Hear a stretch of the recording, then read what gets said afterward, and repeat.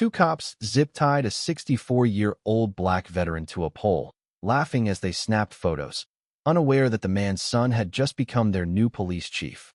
It was late afternoon, for 17 p.m., when Walter Thompson stepped out of Jackson's barbershop on South Magnolia Avenue in Macon, Georgia. His haircut was fresh, the chatter inside, even fresher local gossip, old Motown hits, and debates about the high school football team's chances. Walter, broad-shouldered and steady, wore his faded denim jacket, army patches still sewn on, a quiet nod to the soldier he'd been. He'd spent decades drifting after retiring from service, but now, back in Macon, he craved the familiar raw, simple life. His boots scuffed the cracked sidewalk as he passed the boarded-up county records building, its yellow paint peeling like old skin. Macon had changed, some for better, some for worse. The corner store had a new sign. The pharmacy was gone, but the people? He thought they were the same. A police cruiser crept by, windows dark. Walter glanced, but kept walking, careful not to linger. He knew the rules. Don't stare, don't fidget, don't look guilty of anything. Then tires screeched behind him. "Hey, sir, can we talk?" a voice called. Walter turned, palms slightly raised. "What's the problem, officer?" Two white cops, both young late 20s, maybe 30, stepped out. The tall one, lean and calm, was Officer Mark Hensley. The shorter one, Carl Vance, had an eager edge, like he was itching for control. "Got a call about a man loitering near the Rite Aid." "Matches your description," Hensley said. Walter frowned. "Rite Aid? I just left the barber shop. Haven't been near there." Vance chuckled. "Mind showing ID?" Walter reached slowly for his wallet, handing over his Georgia driver's license. No priors, no record. A veteran's ID peeked out behind it. The cops glanced at it, then at each other. Instead of returning it, Hensley held on. "We're going to run a quick check." "For safety." "For safety," Walter echoed. "I served 22 years in the Army, came home to this street. I ain't bothering nobody." Vance smirked. "Well, you're bothering us now." Walter's eyes narrowed. He saw their stance, their tone. They weren't just checking, they were hunting for trouble. "I'm not resisting. I'm just walking home," he said softly. "Sure," Hensley said. "Let's take a walk over here." They pointed to a telephone pole at the corner of Magnolia and Eastview. Walter scanned the street. Two passers-by paused, but didn't intervene. Silence, the kind that keeps people safe and scared. "Why over there?" he asked. Vance stepped closer. "Because we said so." Before Walter could respond, they grabbed his arm. He didn't pull away, he knew better. A black man resisting two cops on a quiet Macon street didn't end well. So he let them lead him, every muscle tense. Hensley gripped him like it was routine. Vance, jumpy, seemed to be performing. They didn't cuff him, not yet. "Listen," Walter said, "I live 2 blocks away. Ask anyone at Jackson's. I was in that chair an hour ago." Vance scoffed. "We'll get to that. Precautions first." Hensley added, "You say you're Army?" "Was," Walter corrected. "Retired." Vance grinned. "So you know how to follow orders." That stung, not the words, but the mockery. Walter had heard it before, from barracks to battlefields, people shrinking his service to obedience. "You got body cams, right?" he asked. They exchanged glances. Hensley tapped his chest. "Of course. For our protection." Walter nodded. "Good."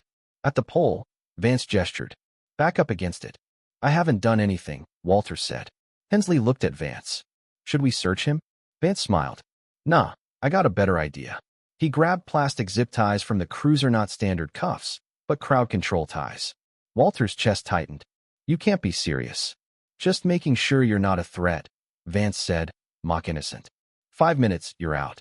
A kid on a bike slowed, watched, then sped off. An older woman across the street vanished indoors. No one would speak up. "You're humiliating me," Walter muttered. "You're doing that to yourself," Hensley shot back. Vance zip-tied Walter's wrists behind the pole. Click, click. Then he pulled out his phone. "Smile," he laughed, snapping a photo. Walter stared at the sidewalk, jaw clenched, not from shame, but from a deep, trembling anger. He wasn't scared, he was sick of how easily they got away with this.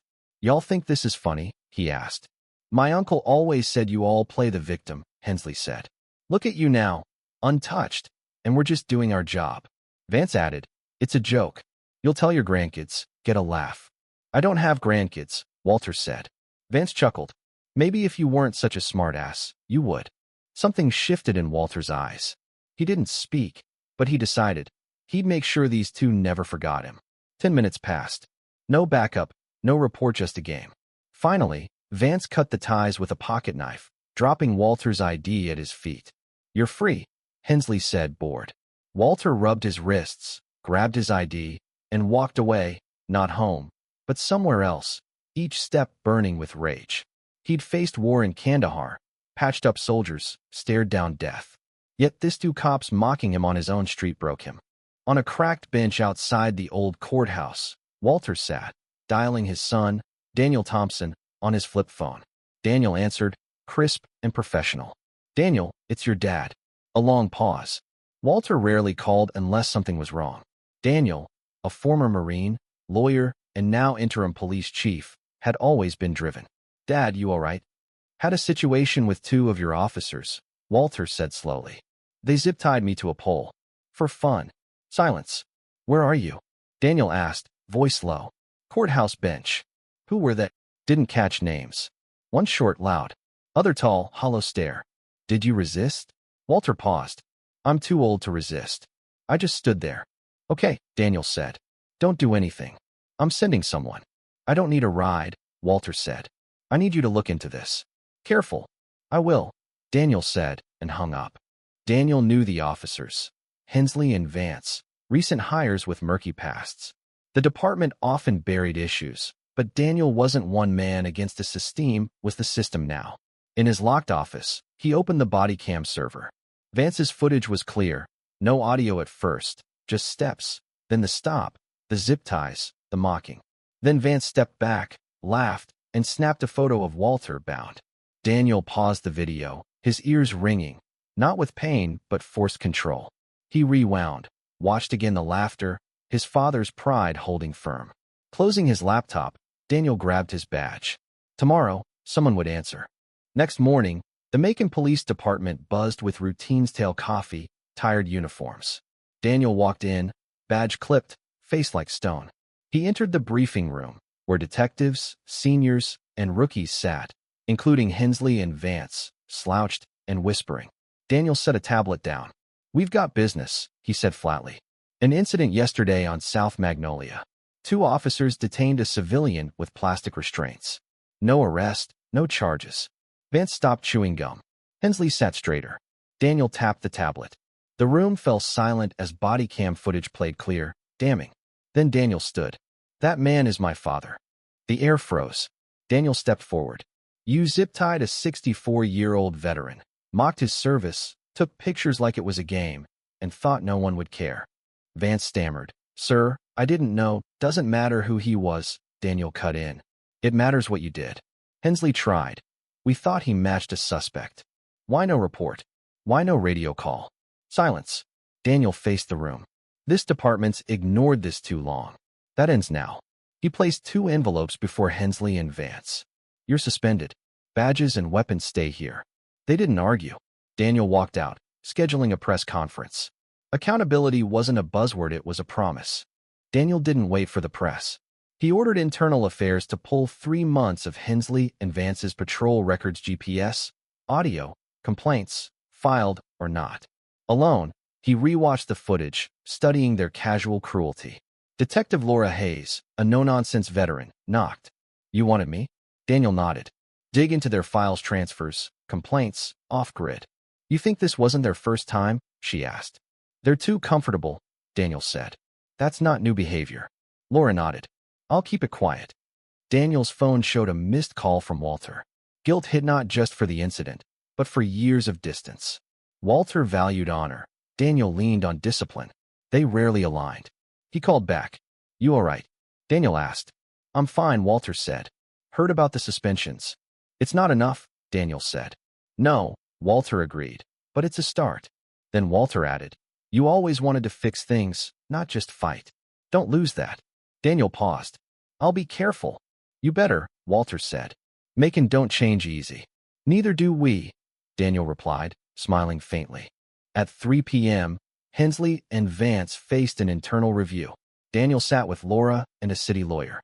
"Did you zip-tie him because he was a threat, or because you thought no one cared?" Daniel asked Hensley. "We thought he matched a call," Hensley said. No suspect, no protocol for tying a civilian to a pole, Daniel said. He turned to Vance. What about the photo? Vance shrugged. A dumb joke. Daniel leaned in. Do I look like I'm laughing? Laura slid over printed photos from Vance's phone, subpoenaed. That man's been shot at, lost friends, served a country that often looked away, Daniel said. You mocked him because you were bored. He tossed a folder of old complaints excessive force, humiliating a homeless vet. You're fired for misconduct and dishonor. Hand over your badges. Word spread fast.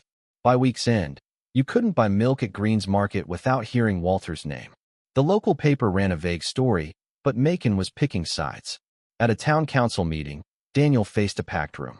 2 officers abused their power, he said. They humiliated a veteran. The only reason I knew was because he's my father. What if he wasn't? Would we have done anything? Loretta Sims, a pantry volunteer, asked, What stops this again? Me, Daniel said. And you? We're opening a civilian oversight board, reviewing old complaints. Every badge is earned, including mine. Some thanked Daniel, others doubted. At a bar, 2 off-duty cops grumbled. He's settling a grudge, throwing good cops under. The line wasn't black versus white, it was those who wanted silence versus those done whispering. The mayor's aide called, urging Daniel to tread lightly for morale. Daniel hung up. Laura's team reopened 18 complaints, some minor, others ugly. Patterns emerged. Vague reports, same officers.